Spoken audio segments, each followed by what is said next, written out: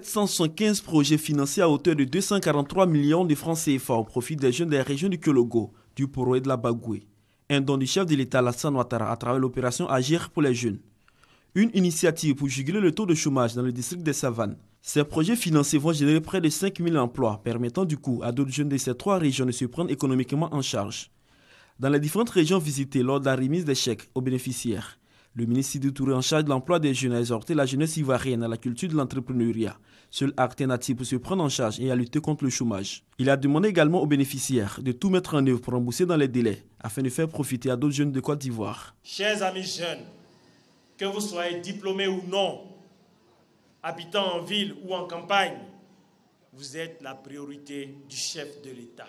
Initialement prévu pour couvrir 10 régions, cette opération. Ayant connu un succès franc en moins de 2 mois, le chef de l'État a instruit que la mise initiale de 1 milliard passe à 4 milliards de francs CFA pour couvrir toute la Côte d'Ivoire. Très contents de cette marque d'attention à leur endroit, les jeunes des régions du Kyologo, du Poro et de la Bagoué ont traduit leur reconnaissance au président de la République, Alassane Ouattara. Ils s'engagent tous à bien travailler pour être des modèles. Pour le district des Savanes, ce sont des projets portant sur l'agriculture, l'élevage et le commerce qui ont été proposés. Des projets qui permettront à ces jeunes d'être dans quelques mois leurs propres patrons. Les statistiques 2012 de la Banque mondiale révèlent que sur 100 entreprises qui naissent, environ 70 meurent avant la fin des 3 premières années d'existence. Les raisons, le manque de formation initiale à l'entrepreneuriat, l'absence de comptabilité et de stratégie de développement, ainsi que la mauvaise gestion du gérant. En ce qui concerne la Côte d'Ivoire, où le tissu économique repose à 80% sur les petites et moyennes entreprises PME, la pérennisation nécessite un renforcement de l'encadrement. Vous voyez que les micro-entreprises en Côte d'Ivoire sont pour la plupart dans l'informel. Donc en créant la BSB, nous voulons donc apporter cet accompagnement permanent qui va aider les responsables de ces entreprises à pouvoir travailler comme les entreprises formelles. Donc créer formellement leur entreprise, travailler avec des outils de gestion informatisés et puis savoir travailler comme les grandes en intégrant la démarche qualité par exemple dans leur fonctionnement. Un travail gigantesque qui appelle une transformation des mentalités chez les jeunes. Ils sont invités à comprendre que le goût d'entreprendre, c'est la volonté d'être acteur plutôt que spectateur de son activité. En somme, se prendre en charge. Une porte de sortie salutaire, aussi bien pour les jeunes que pour le gouvernement. Qu'ils prennent des initiatives pour créer leur entreprise. À ce moment-là, ils deviennent leurs propres patrons. Ils génèrent de la richesse en créant des emplois et en se prenant également en charge. Le nouveau modèle de formation des entrepreneurs, contenu dans le concept Very Small Business Administration, est essentiellement orienté vers l'innovation.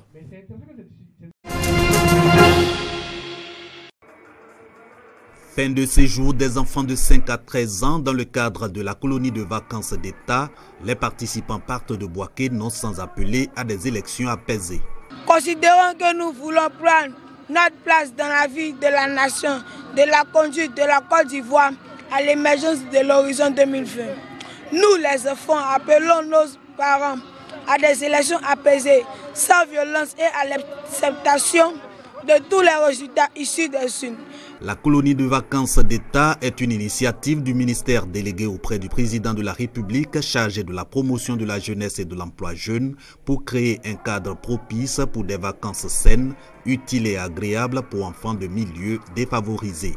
158 à cette édition 2015, ces enfants ont le soutien du ministre Sidi Touré. Nous avons entendu ce cri de cœur et j'espère que ce cri de cœur sera entendu de tous et que nous irons à ces élections apaisées, la main dans la main et que le vaincu célèbre le vainqueur. Sidi Touré, qui s'engage à pérenniser la colonie de vacances d'État, a visité des stands pour s'imprégner des créations des participants.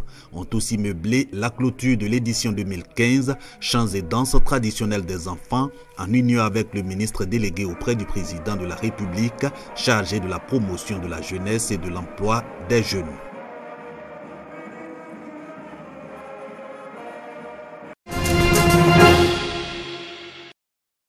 Une stèle en mémoire des humanitaires de l'ONU tués à Abuja par Boko Haram. C'était le 26 août 2011, 4 ans après, les Nations Unies se souviennent.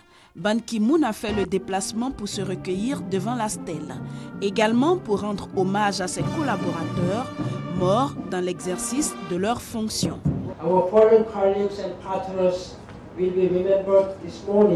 Ce matin, dans beaucoup d'endroits, 1 minute de silence est observée à la mémoire de nos collègues et partenaires qui sont tombés dans l'attaque de Boko Haram. Nulle part ailleurs qu'ici, à Abuja, le souvenir de ces collègues est plus proche, plus vivant et plus pressant. Nous nous souviendrons d'eux comme ce que l'humanité a réellement de meilleur. L'attaque contre le siège de l'ONU à Abuja avait fait 24 morts. Mais en 6 ans, Boko Haram a tué 15 000 personnes au Nigeria. Ban Ki-moon a exprimé sa solidarité avec le pays. Il estime toutefois que la lutte contre cette nébuleuse demeure un défi majeur, tout comme les défis sociaux auxquels le monde doit faire face. Notre mission est de construire, d'améliorer la vie des personnes dans le besoin, de vaincre la faim, les maladies, l'analphabétisme, de promouvoir le respect des libertés et des droits de l'homme. C'est un moment essentiel de l'histoire du Nigeria.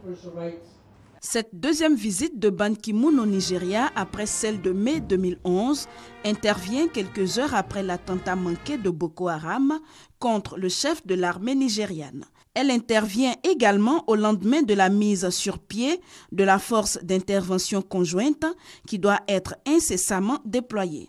Une force pour laquelle le président Buhari avait sollicité l'aide de la communauté internationale.